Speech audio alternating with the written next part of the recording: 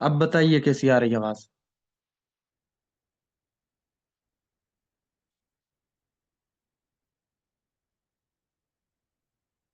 जी sir जी, अभी ठीक। अच्छा, चले हम शुरू करते हैं, बाकी पता नहीं कब आते हैं।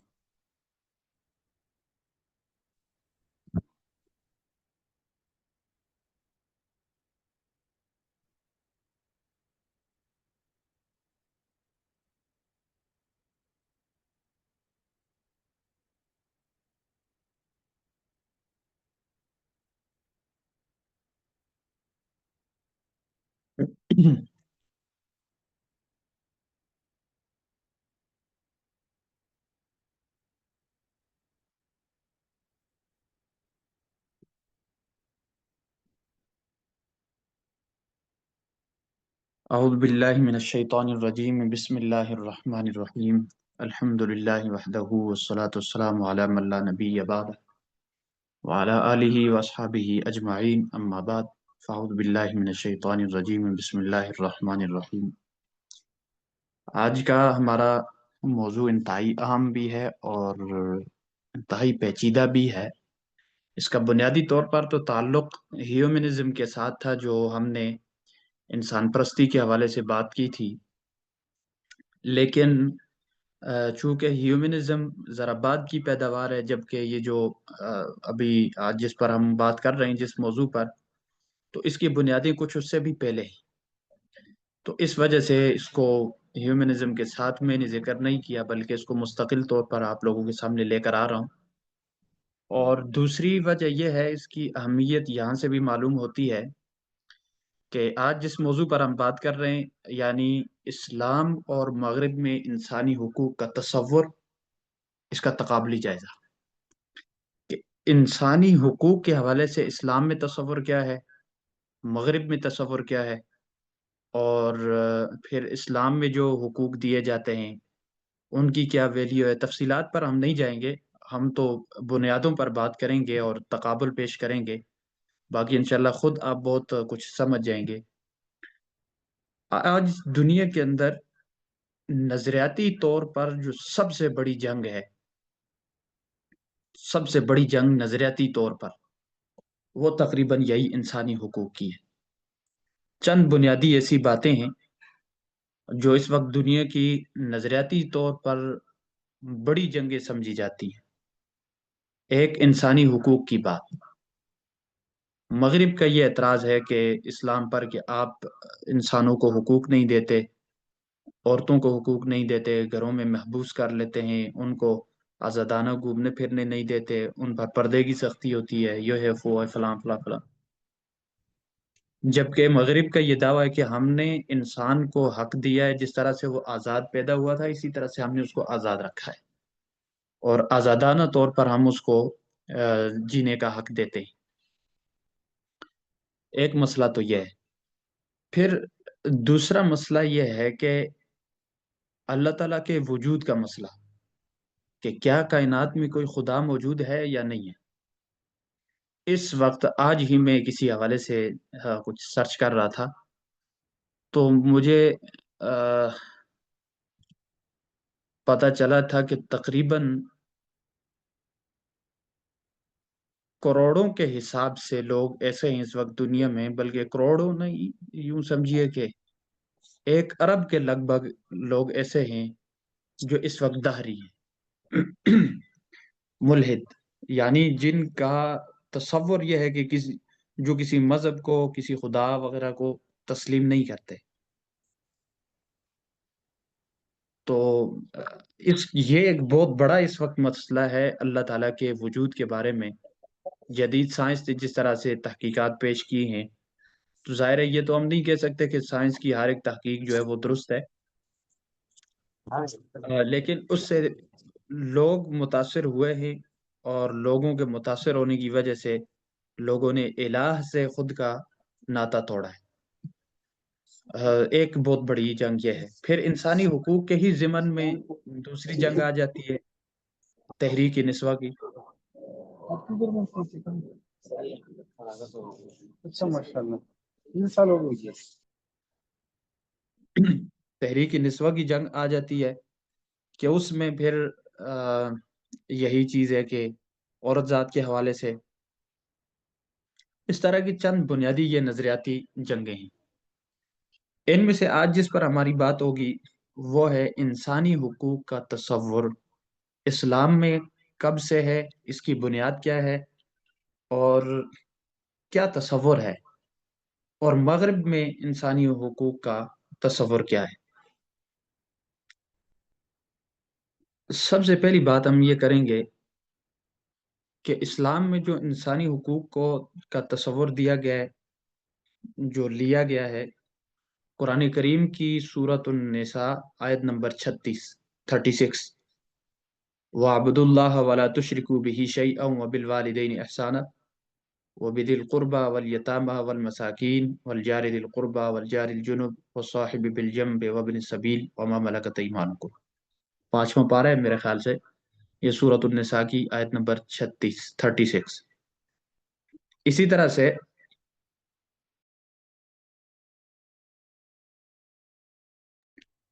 سورہ بنی اسرائیل میں بھی اسی مضمون کو دہرایا گیا ہے، اسی طرح کی وہاں پر بھی آیت ہے. یہ آیت اسلام میں بنیادی طور پر انسانی حقوق کی بات کرتی ہے. اس میں سب سے پہلے اللہ کے حق کی بات ہوئی ہے، وَاعْبُدُوا اللَّهَ وَلَا تُشْرِكُوا بِهِ شَيْئًا.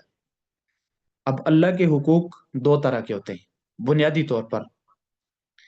ایک وہ ہوتے ہیں جن کا تعلق ادائیگی سے ہے، ایک وہ ہیں جن کا تعلق ترک سے ہے، یعنی ادا کرنے سے اللہ کا حق ادا ہوتا ہے، اور کچھ ایسی چیزیں ہیں کہ چھوڑنے سے اللہ کا حق ادا ہوتا ہے.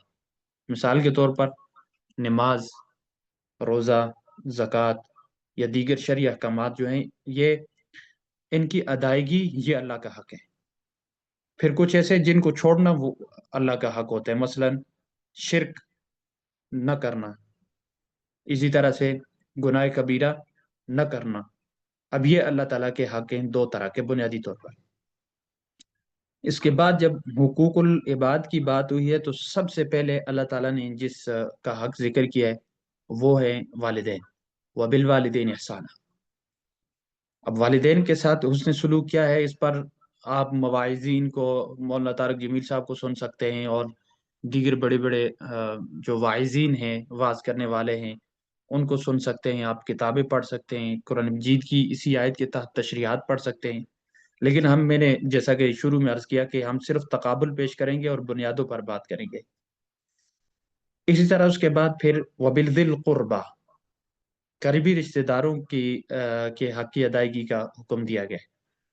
پھر یتیموں کی، مسکینوں کی، جار ذی القربہ یعنی وہ جو پڑوسی بھی ہو اور رشتہ دار بھی ہو. پھر جار الجنب یعنی پہلو کا ساتھی، مثلا کلاس فیلو پہلو کا ساتھی کہلاتا ہے. سفر میں کہیں جا رہے ہیں، کوئی سفر میں آپ کا دوست وغیرہ ہے یا آپ کے ساتھ بیٹھا ہوا سیٹ پر آدمی ہے، تو یہ جار الجنب ہے. اور وصاحب، اچھا جار الجنب، معذرت میں غلطی ہوگی مجھ سے، جار الجنب یعنی رشتہ دار ہو لیکن پڑوسی ہو لیکن رشتہ دار نہ ہو. مثلا ادھر کوئی مغل برادری کا رہ رہا ہے، ادھر کوئی پٹھان برادری کا رہ رہا ہے، یا پھر ادھر کوئی مسلمان رہ رہا ہے، ادھر عیسائی رہ رہا ہے. جب وہ پڑوسی ہو تو پڑوسی کا حق ہوگا. وہ صاحب بالجنب یہ پہلو کا ساتھی جس کی ابھی تفصیلات گزر چکی. وابن السبیل اور سفر والا. یہ ابن لفظ، ابن آپ لوگوں نے میں سے جس نے درس نظامی پڑھا اس کو پتہ ہوگا کہ یہ جو اسماء ستہ مکبرہ جنہیں ہم کہتے ہیں، جیسے ابو، ہنو اور اسی طرح سے یہ الفاظ، اس طرح کے کچھ، ان کی جب غیر ذوی العقول کی طرف نسبت ہو تو پھر ان کا معنی باپ بیٹا یا یہ وہ نہیں آتا، بلکہ اس کا معنی بن جاتا ہے والا. اب جیسے ابو الکلام کا یہ مطلب نہیں ہوتا کہ ابو الکلام کا باپ، کلام کا باپ، بلکہ اس کا مطلب ہوتا ہے کلام والا. اب ابو حنیفہ کے بارے میں جو بہت بڑی ایک روایت گھڑی ہوئی ہے کہ حنیفہ کے باپ اور ان کی بیٹی ایک حنیفہ ہوا کرتی تھی، اور انہوں نے کہا تھا کہ ایک سوال کا میں جواب دے دوں گی تو آپ میرے نام کے ساتھ کنیت اختیار کر لیجئے گا وغیرہ وغیرہ. یہ سب روایتیں، کہانیاں ہیں. حنیفہ کا مطلب ہوتا ہے یک طرفہ دین یا یک طرفہ مذہب، جس طرح سے ملت ابراہیم حنیفہ، تو اس کا مطلب یہ کہ یکسو مذہب والا. ابو حنیفہ کا مطلب یہ ہوتا ہے. اچھا، بار ہو گئی بات. وما ملکت ایمانکم، ما ملکت ایمانکم، جس پر تمہارے داہنے ہاتھ مالک ہو۔ اب یہاں پر یہ بات دیکھیے، ما عموم کے ساتھ لے کر آئے ہیں، ما موصولہ ہے اور عمومیت ہے اس کے اندر۔ اب اس کا یہ مطلب نہیں ہے کہ ما ملکت ایمانکم جو تمہارے ہاتھ میں مطلب غلام یا لونڈی وغیرہ، عمومیت یہ بتاتی ہے۔ اور پھر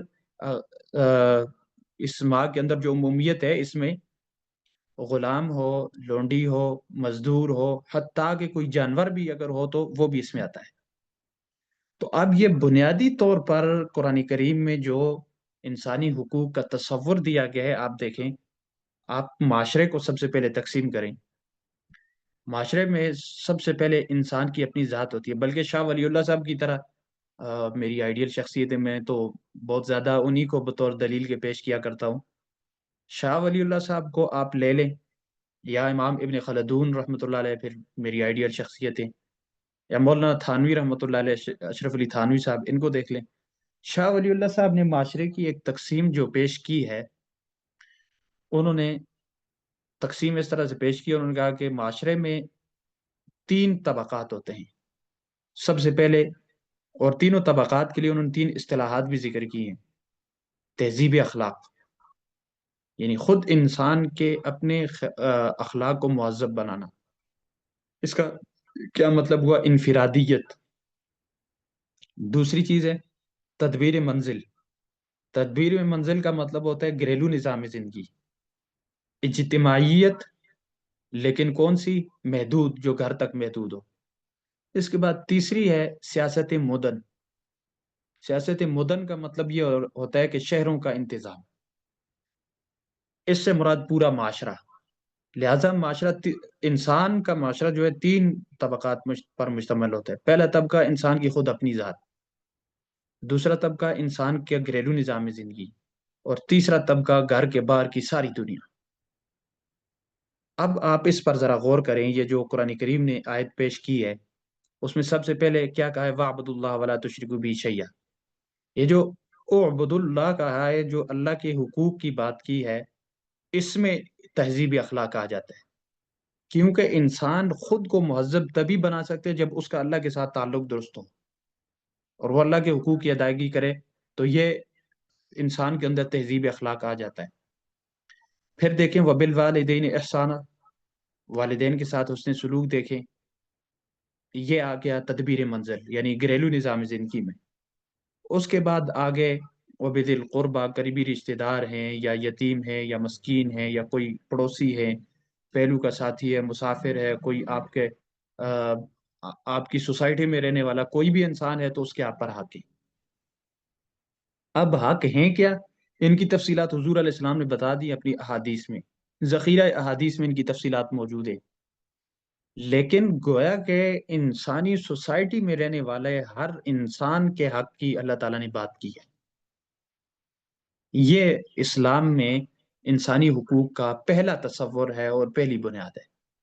یہ انشاءاللہ آپ کو نہیں بھولے گی۔ آیت نمبر 36 سورۃ النساء، اگر آپ سے کوئی پوچھے، بات کرے آپ سے کہ اسلام نے کب انسانی حقوق کی بات کی، تو آپ فوراً کہہ سکتے ہیں کہ اٹھائیے قرآن مجید اور دیکھیے سورۃ النساء کی آیت نمبر 36۔ دوسری بنیاد کیا ہے؟ حجۃ الوداع اور انسانی حقوق۔ حجۃ الوداع 9 ذی الحجہ، یوم عرفہ، یعنی عرفات کے میدان میں حضور علیہ السلام نے ایک عالمگیر خطبہ ارشاد فرمایا تھا۔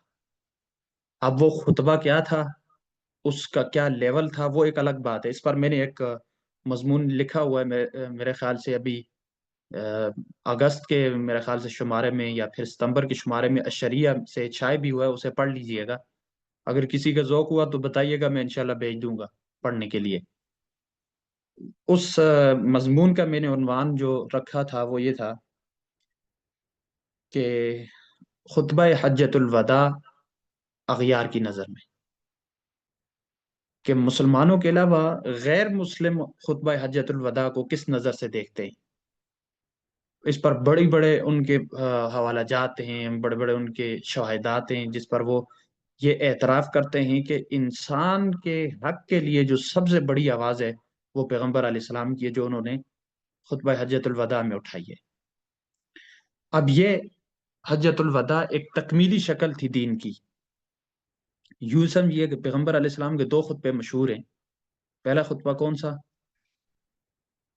وہ فاران کی چوٹی پر، قولوا لا الہ الا اللہ تفلحون، یہ نقطہ آغاز تھا. لا الہ الا اللہ کہہ دو کامیاب ہو جاؤ گے، نقطہ آغاز. اور آپ ذرا اس بات کا جائزہ لیجئے گا، پیغمبر کا نقطہ آغاز سے پہلے پیغمبر علیہ السلام نے اپنی ذات و صفات کو پیش کیا ہے. کیا کہا تھا؟ کہ اگر میں آپ سے کہوں، بلکہ سب سے پہلے ذات کو پیش کیا، کس طرح سے کہا کہ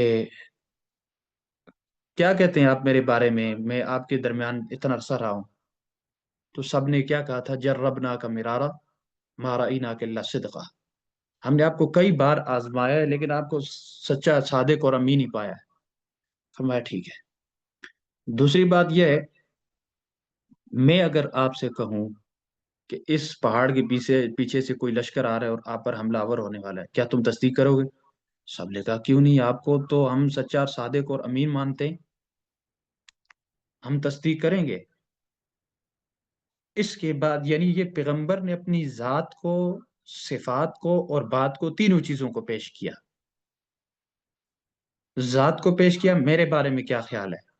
انہوں نے جواباً ذات پر بھی بات کی، صفات پر بھی بات کی کہ آپ بھی ٹھیک ہیں، آپ ہیں بھی سچے. اور تیسری بات کہ پیغمبر نے کہا کہ میں اگر یہ کہوں سے مراد میری بات کیسی لگتی ہے تم کو. سب نے کہا کہ بہترین.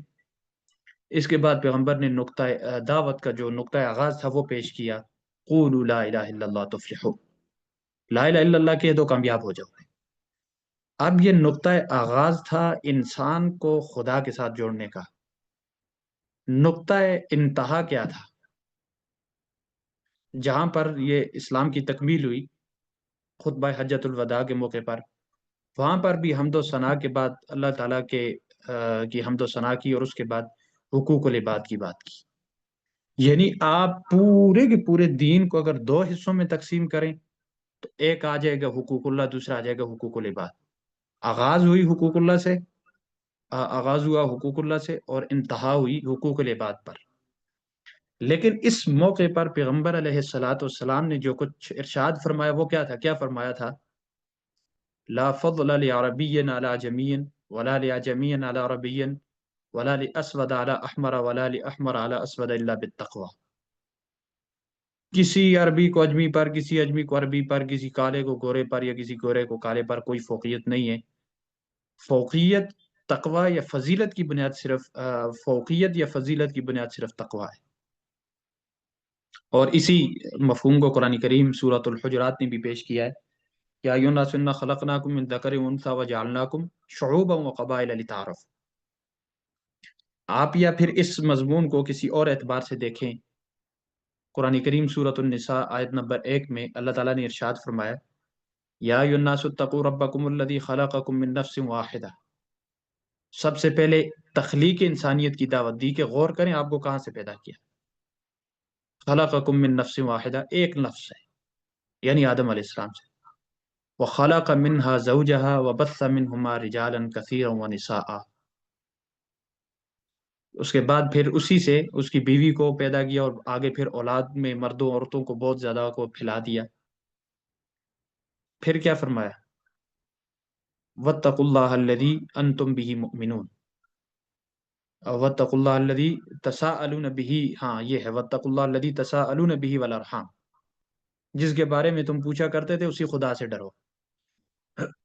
اب یہ آپ غور کیجئے کہ انسان کو جو اللہ کے سے ڈرنے کا حکم دیا ہے، پہلے انسان کو تخلیق پر غور کرنے کا کہا ہے کہ آپ غور تو کریں پیدا کس سے کیا.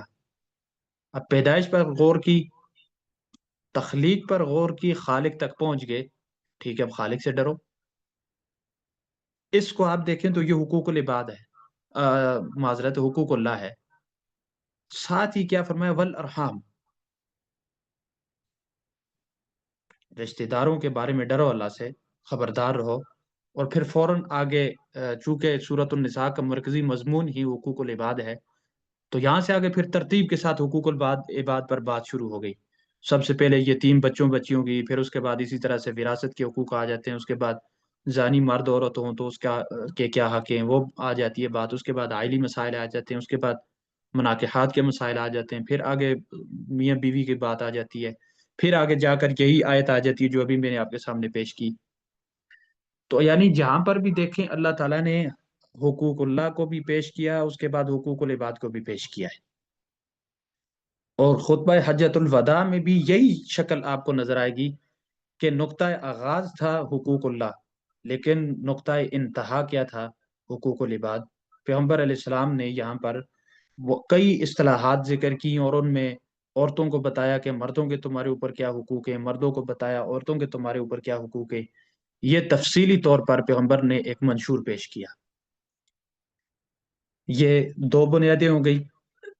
میں نے آپ کو دو بنیادیں بتا دی انسانی حقوق کے حوالے سے. ایک کون سی؟ سورۃ النساء آیت نمبر 36، اور دوسری خطبہ حجۃ الوداع. یہ حجۃ الوداع نہیں ہوتا، ٹھیک ہے، اس کو حجۃ الوداع مت پڑھ لیجئے گا، حجۃ الوداع. اس کے بعد تیسری جو بنیاد ہے وہ ہے حضرت سلمان فارسی رضی اللہ تعالیٰ عنہ کی روایت ہے. بخاری شریف میں یہ روایت موجود ہے. حضرت سلمان فارسی رضی اللہ تعالیٰ عنہ جب مدینہ تشریف لائے، یہ وہ وقت تھا، حضرت سلمان فارسی رضی اللہ تعالیٰ عنہ کا کہیں قصہ پڑھیے گا، کہانی ان کی پڑھیے گا. ایک یہودی عالم کے پاس رہ رہے تھے، آخری نبی کی تلاش میں، انہوں نے کہا کہ اب میرا موت کا وقت آ گیا، آپ فلاں کے پاس چلے جائیں. فلاں کے پاس گئے، ان کے پاس ساری زندگی گزاری. اس نے کہا میں مرنے لگا ہوں فلاں کے پاس. فلاں سے کرتے کرتے آخر میں ایک عیسائی راہب کے پاس تھے. عیسائی راہب سے پھر اس نے اس طرح سے مطلب وہ رہنمائی کرتے کرتے 250 سال عمر تھی جب حضرت سلمان فارسی رضی اللہ تعالیٰ عنہ مدینہ منورہ تشریف لائے تھے. آخری بار انہیں یہ پتا چلا تھا کہ کوئی آدمی آیا ہے اور اس نے نبوت کا دعویٰ کیا، لگتا ہے یہ وہی آخری نبی ہے جس کی مجھے تلاش ہے. اور پتا چلا کہ یہ مدینے میں آ گیا ہے.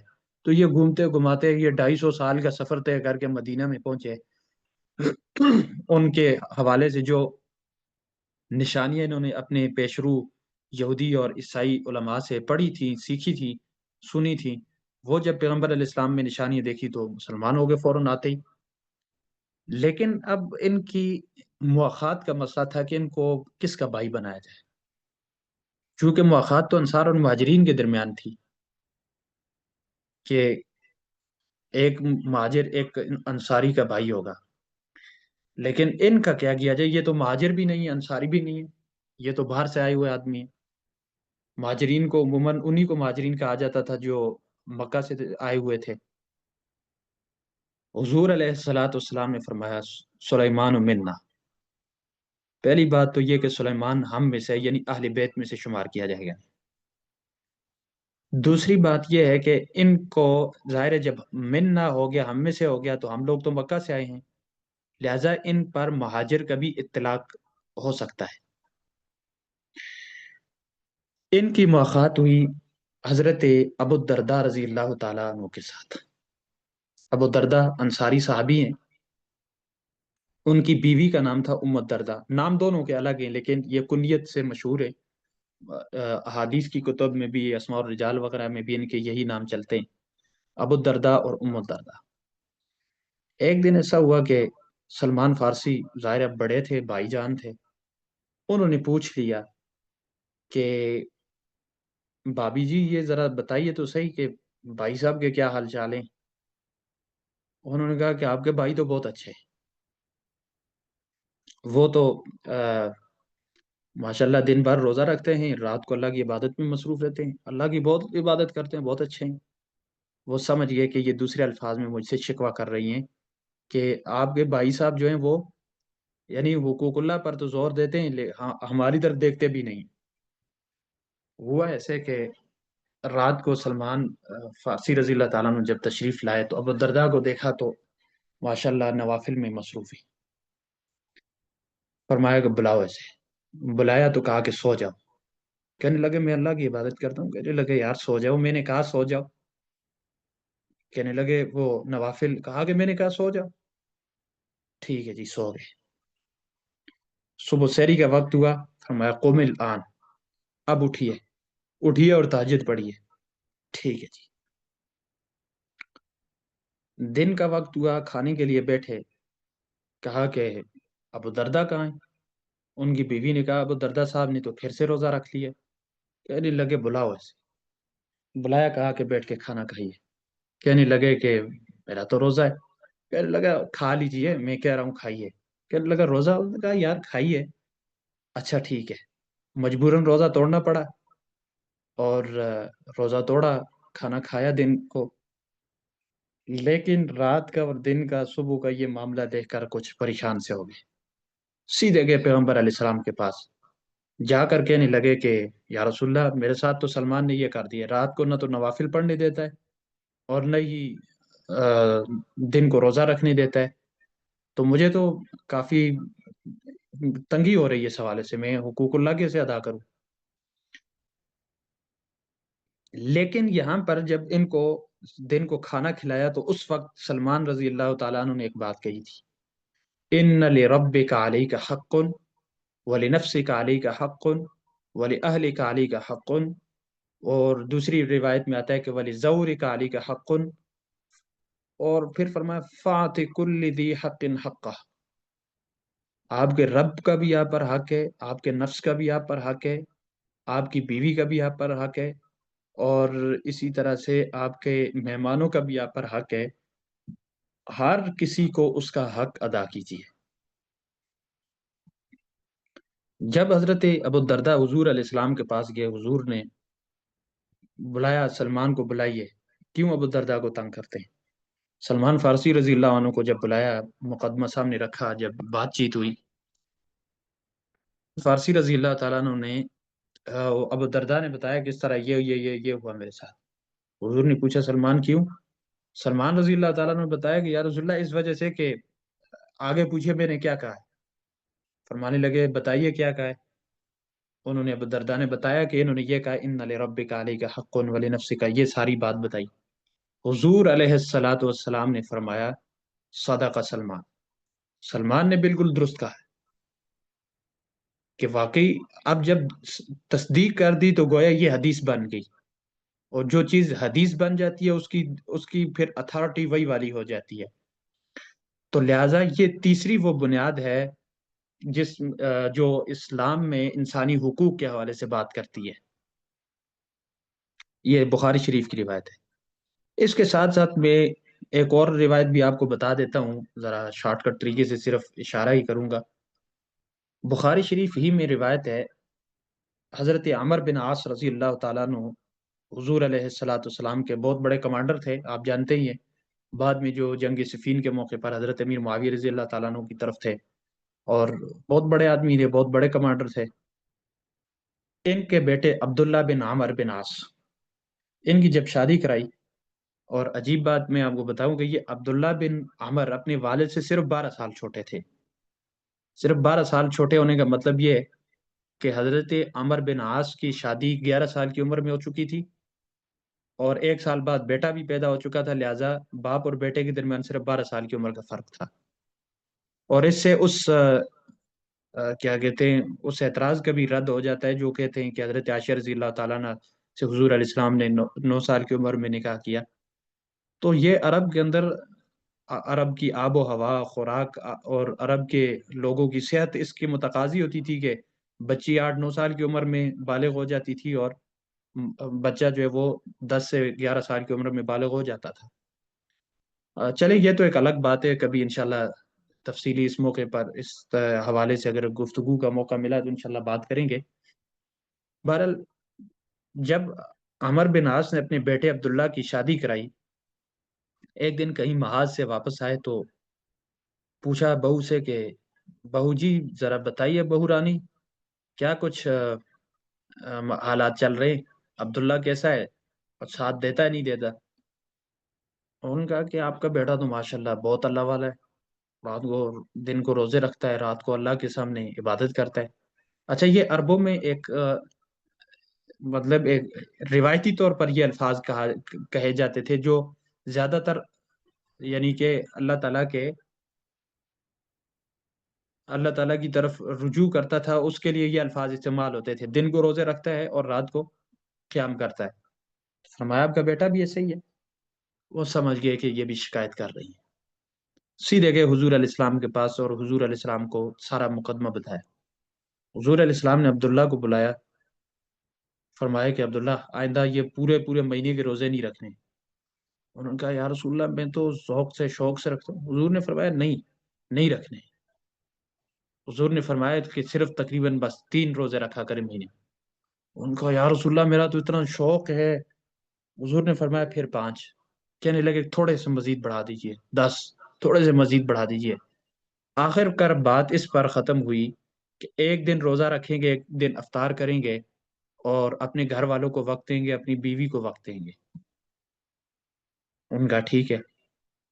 لیکن عمر اپنی زندگی کی آخری ایام میں یہ فرمایا کرتے تھے، یعنی آخری عمر میں یہ فرمایا کرتے تھے کہ اس وقت میں تب جب اتنے زیادہ روزے رکھ رہا تھا، اس کی وجہ سے اب میں کمزور پڑ گیا ہوں، کاش کہ اس وقت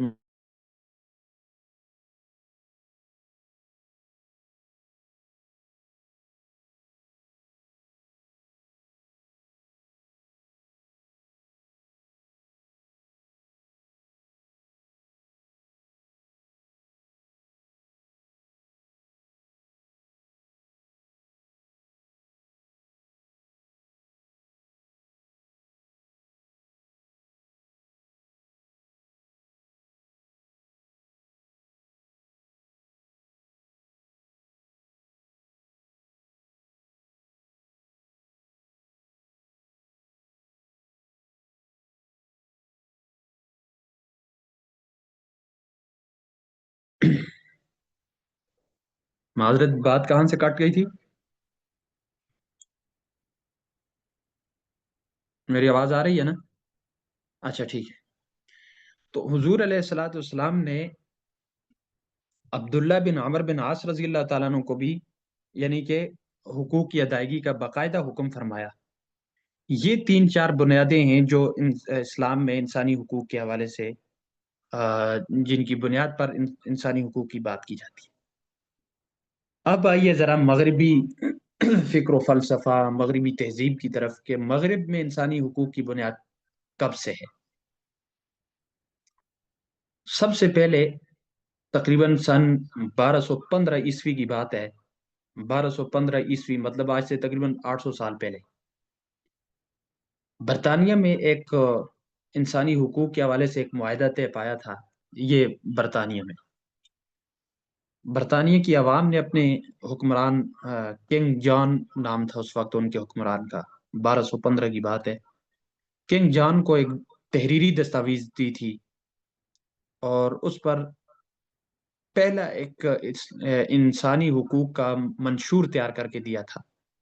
اس کو میگنا کارٹا کہا جاتا ہے، میگنا گاف کے ساتھ. اچھا، میگنا کارٹا.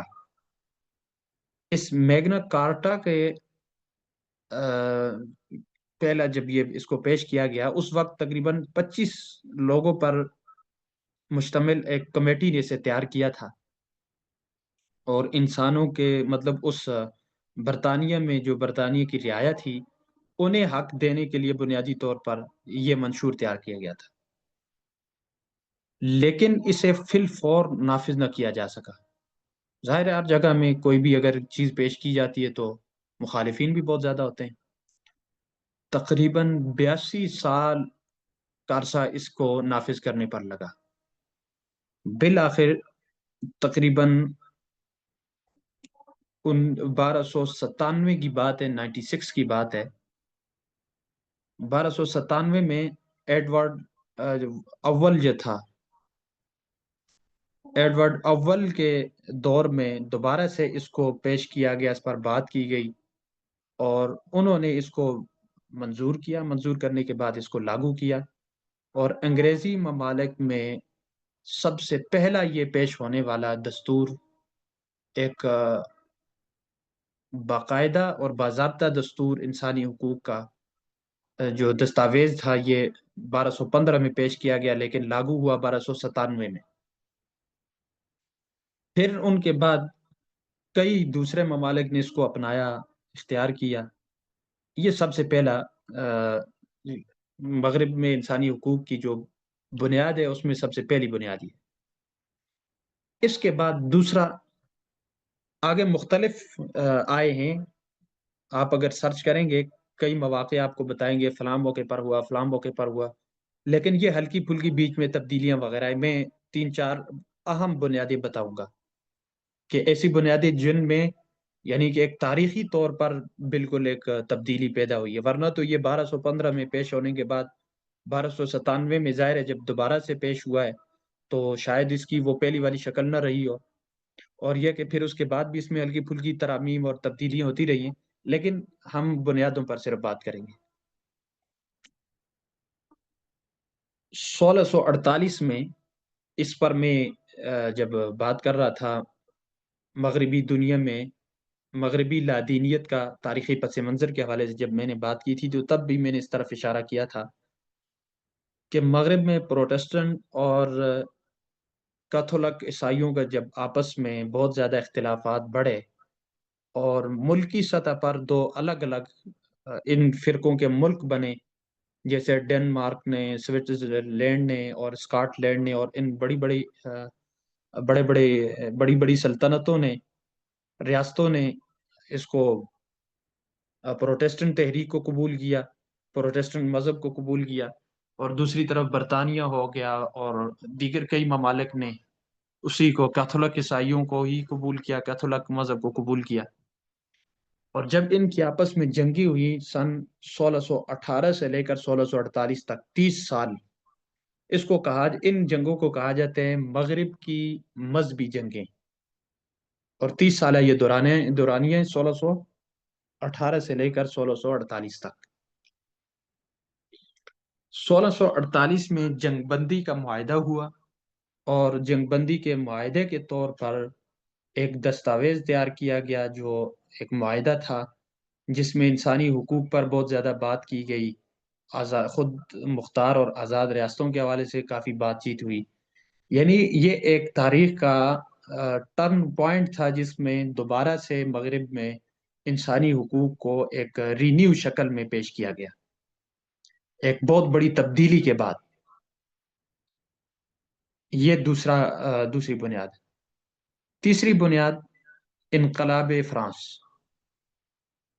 انقلاب فرانس کیا تھا اس پر بھی میں تفصیلی بات کر چکا ہوں اسی لادینیت کے تاریخی پس منظر کے حوالے سے، کہ 18ویں صدی میں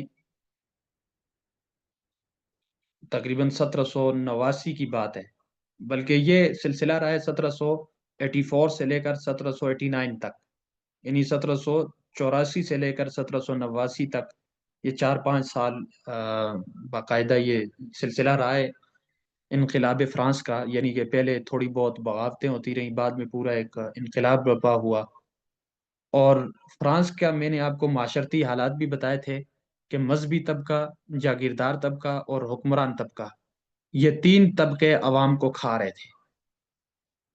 ظاہر ہے اب میں نے اس وقت بھی بات کی تھی کہ عوام پر جب ظلم و ستم ہوتا ہے تو عوام یا تو مذہب کی طرف رجوع کرتی ہے کہ ہمیں مذہب رہنمائی کرے، جیسے آج کل ہم کیا کرتے ہیں فتویٰ لیتے، یا پھر وہ ملک کی طرف رجوع کرتا ہے کہ ملک کا قانون کیا کہتا ہے، مذہب کی طرف جائیں یا ملک کی طرف جائیں، مذہب نے جائز ناجائز قرار دینا ہے تو وہ عوام کے بجائے حکمران کے ساتھ ملی ہوئی، مذہبی طبقہ اس کے ساتھ ملا ہوا تھا حکمران طبقے کے ساتھ، اور اگر جاگیرداروں کے ظلم و ستم سے بچنے کے لیے یہ اگر ملک کی طرف جاتے ہیں تو وہ پہلے سے جاگیرداروں کے ساتھ ملے ہوئے ہیں۔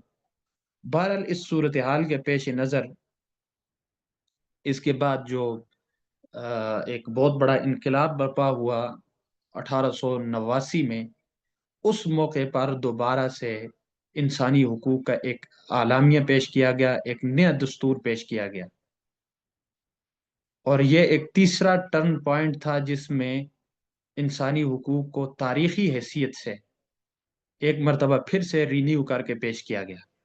اس پر میں نے ایک کلام بھی لکھا ہے، کلام کہیں یا نظم لکھیں، یہ میں انشاءاللہ آپ کو ایک مختصر سا PDF بھیجوں گا، یہ اس میں موجود بھی ہے، 1-2 اشعار میں آپ کو سنا بھی دیتا ہوں۔ کہتے ہیں کہ سیلی جمہوری رواں جو شہر پیرس سے ہوا. شہر پیرس فرانس کا ہی شہر ہے، مرکزی شہر ہے جہاں سے یہ انقلاب اٹھا تھا. اور سیل جمہوری کا مطلب جمہوریت کا دریا، سمندر. سیل جمہوری رواں جو شہر پیرس سے ہوا، بہہ گیا پھر اس میں مذہب اور کلیسا بھی گیا. فطرت مظلوم میں برپا ہوا جو انقلاب، بادشاہ تھا زد میں اہل ثروت و پاپا بھی گیا. پاپا وہ پوپ جو بڑا ہوتا ہے ان کا، اور اہل ثروت سے مراد جاگیردار. اشتراک و حریت کا علم بردار تھا. اشتراک و حریت کا علم بردار تھا، یوں سفینہ عقائد کا بادباں بھی گیا. آہ کہ ہچکولے کھائے کشتی اخلاق نے. آہ کہ ہچکولے کھائے کشتی اخلاق نے، پھر نظام خاندان ڈوبا تو کنبا بھی گیا. وہ سمجھ بیٹھے تھے ناداں، عقل کو بنیادی دیں. وہ سمجھ بیٹھے تھے ناداں، عقل کو بنیادی دیں. بن گیا مذہب جنون خام، گرجا بھی گیا.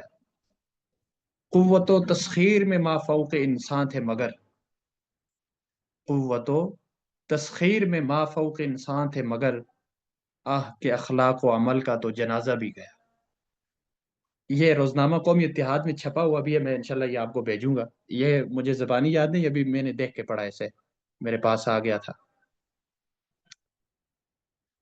چوتھی بنیاد اقوام متحدہ کا عالمی منشور.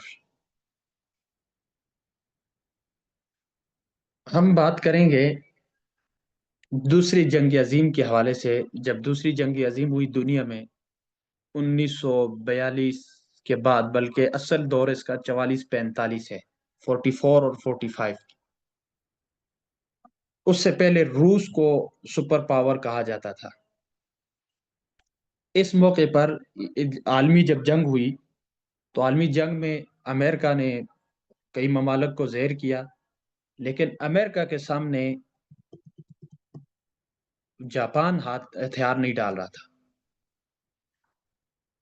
پھر آخرکار امریکہ نے جاپان پر ایٹم بم پھینکا اور جاپان کو تہس نہس کر دیا تھا. اور جاپان کو مارنے کے بعد امریکہ نے سپر پاور ہونے کا اعلان کر دیا تھا. اب جب امریکہ سپر پاور بنا 1945 میں دوسری جنگ عظیم کی فتح کے بعد، تو 2-3 سالوں بعد اس نے ایک عالمی انسانی حقوق کا ایک عالمی منشور پیش کیا. اب یہ انسانی حقوق کا جو عالمی منشور پیش کیا تھا، یہ اسی وجہ سے کیا تھا کہ جس طرح سے انقلاب برپا ہوا فرانس میں ظلم و ستم کے بعد، تو یہ عین ممکن تھا کہ اگر یہ عالمی منشور پیش نہ کریں تو آئندہ سالوں میں کوئی بھی ملک یا کوئی بھی طاقت اٹھ کر شاید ان کے خلاف کھڑی ہو جائے. انہوں نے یہ بڑی چالاکی سے کام لیا اور ایک انسانی حقوق کا چارٹر تیار کیا جو 27 یا 30 شقوں پر تقریباً مشتمل ہے. اس چارٹر کو انہوں نے سارے ممالک کے لیے، اس وقت تقریباً 200 کے لگ بھگ ممالک تھے، 195 غالباً یا اس طرح تھے، تمام ممالک سے اس پر دستخط کرائے. اور یعنی ہر ملک کو اس کی ممبرشپ تھی. اب جو پاکستان میں اس طرف آپ کو بھی ذرا لانا چاہوں گا. پاکستان میں آپ لوگ دیکھیں کہ جب بھی کوئی مسئلہ پیش آتا ہے تو ہمارا حکمران طبقہ کہتا ہے ٹھیک ہے ہم کرنے لگیں. امریکہ زور ڈالتا ہے اور اسی اقوام متحدہ کا یہ جو عالمی منشور ہے اس کی بنیاد پر زور ڈالتا ہے. اور ظاہر پاکستان نے ممبرشپ لی ہوئی ہے. یہ 1948 کی بات ہے جب پیش کیا تھا یہ اقوام متحدہ کا عالمی منشور. تو جب امریکہ دباؤ ڈالتا ہے تو حکمران طبقہ کہتا ہے ٹھیک ہے ہم تو بس ٹھیک ہے کرتے ہیں. لیکن جب کرنے کے لیے باہر نکلتے ہیں تو آگے سے مذہبی طبقہ نکل آتے ہیں. مذہبی طبقہ کہتے ہیں کر کے دکھائیں، یہ ملک تمہارے باپ کا تو نہیں، یہ مذہب کے نام پہ بنا تھا. ان کی تو یہی ٹھاٹی ہوتی ہے نا. اچھا جب یہ بات ہوتی ہے تو حکمران طبقہ کے آگے تھے نہیں اچھا ٹھیک ہے سوری یار، غلطی ہوگی، نہیں کرتے نہیں کرتے۔ اب ہوتا کیا ہے کہ حکمران طبقہ ہمارا بیچارہ درمیان میں ہی لٹکا رہتا ہے۔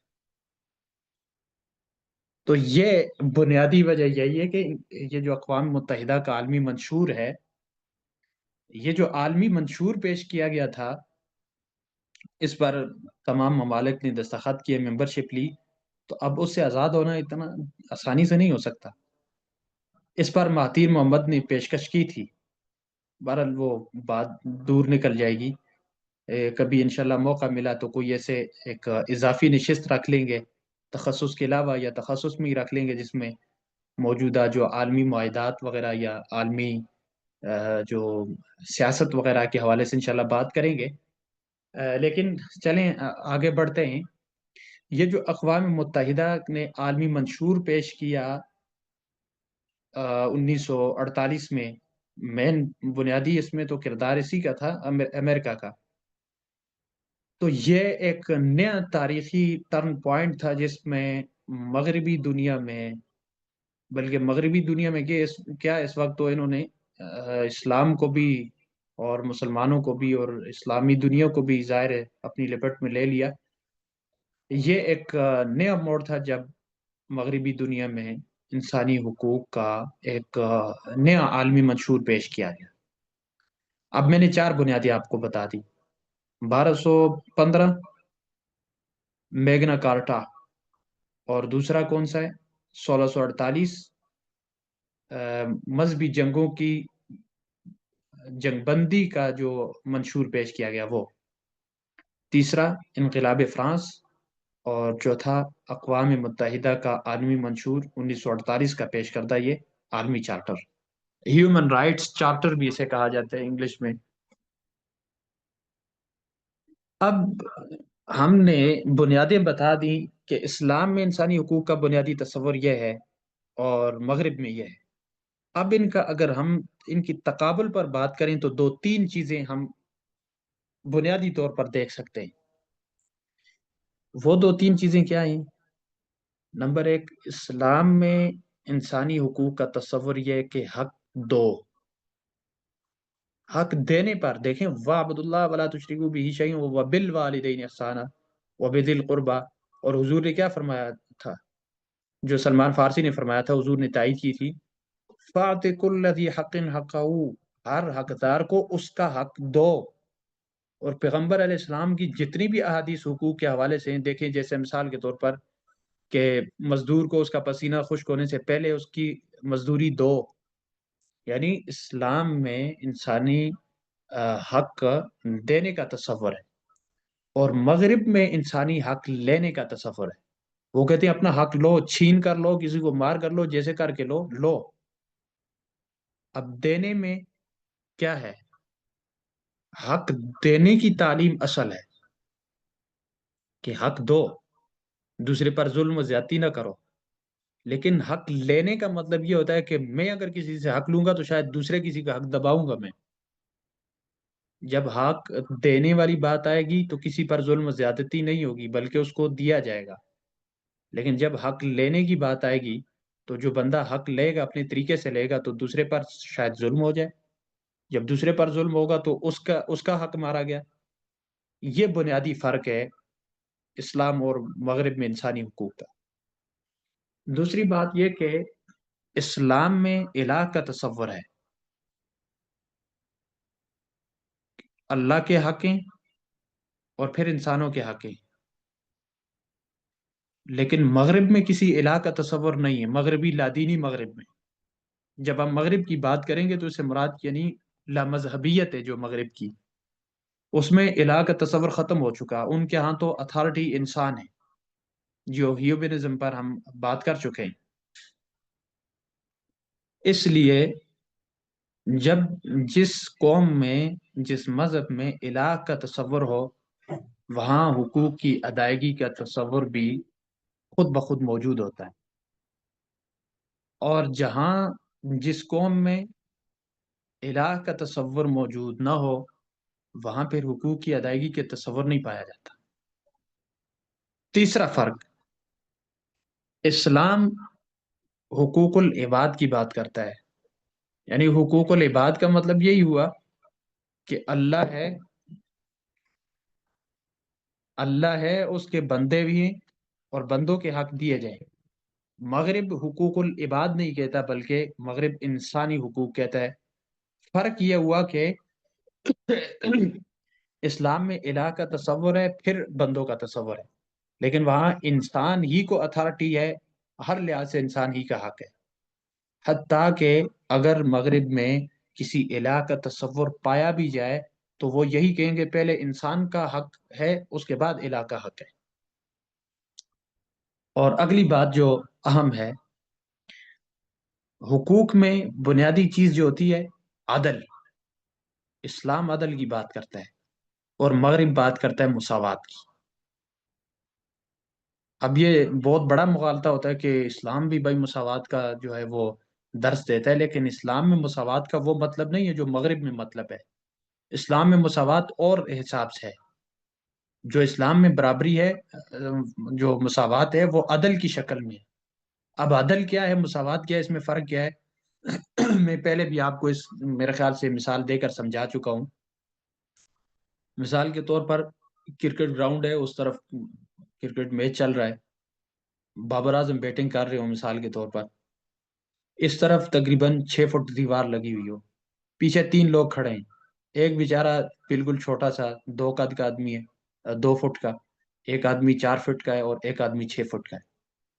اب مساوات کیا ہے کہ سب کے ساتھ برابری کی جائے. مثلا سب کے ساتھ کیا برابری کریں؟ سب کو 2 2 فٹ دے دیں سیڑھی، ٹھیک ہے، برابری کر دی. 2 فٹ سیڑھی دی، جس کا 6 فٹ تھا اس نے 2 فٹ کی سیڑھی لگا کر وہ دیوار سے بھی 2 فٹ اونچا ہو گیا. جس کا 4 فٹ تھا قد، اس کو 2 فٹ سیڑھی دی گئی تو وہ 6 فٹ ہوا، پہنچا کدھر، دیوار کے برابر. اور تیسرا کون تھا؟ 2 فٹ والا بندہ. 2 فٹ کا قد بیچارے کا اپنا تھا، 2 فٹ کی سیڑھی لگا کر یہ کہاں پہنچا؟ یہ تو دیوار تک بھی نہیں پہنچا.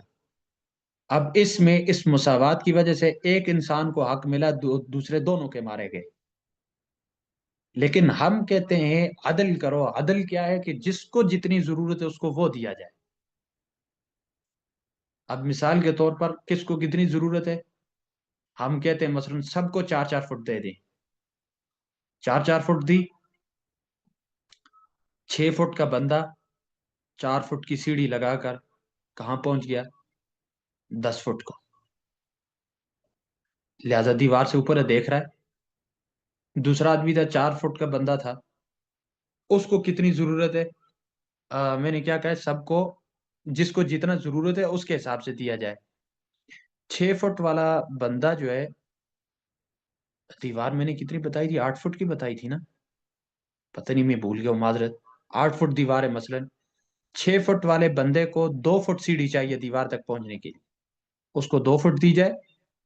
4 فٹ والے بندے کو 4 فٹ سیڑھی چاہیے، اس کو 4 فٹ دی جائے. اور جو 2 فٹ کا بندہ ہے اس کو 6 فٹ کی سیڑھی چاہیے، اس کو وہ دی جائے. یہ ہے عدل کے جس کو جتنا چاہیے اتنا دیا جائے.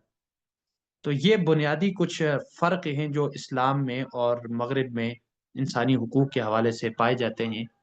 اور یہ کچھ بنیادی بھی میں نے آپ کو بتا دی، پھر بنیادی فرق بھی بتا دیے. میں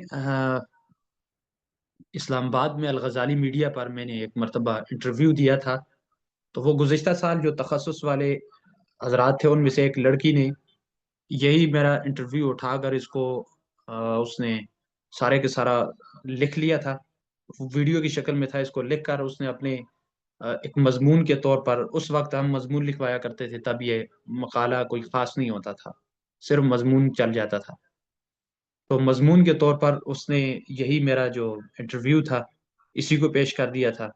تو وہ میرے پاس موجود ہے، میں انشاءاللہ آپ لوگوں کو بھیج دوں گا. جو میں نے گفتگو کی ہے یہ ساری کی ساری PDF میں موجود ہے، آپ اس کا مطالعہ کر لیجئے گا. ہاں یہ ہے کہ اس پر میں نظر ثانی نہیں کر سکا، ممکن ہے بیچ میں املائی غلطیاں ہوں گی، لیکن یہ سب کچھ انشاءاللہ اس میں آپ کو مل جائے گا، آپ اسے دیکھ لیجئے گا.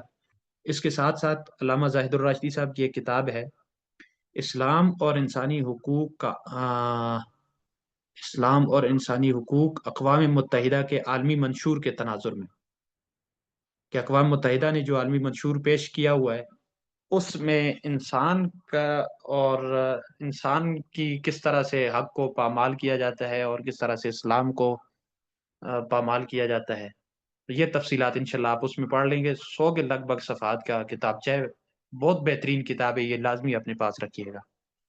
تو آج کی اس گفتگو کے حوالے سے آپ میں سے کسی کا کوئی سوال ہو تو سوال کیا جا سکتا ہے۔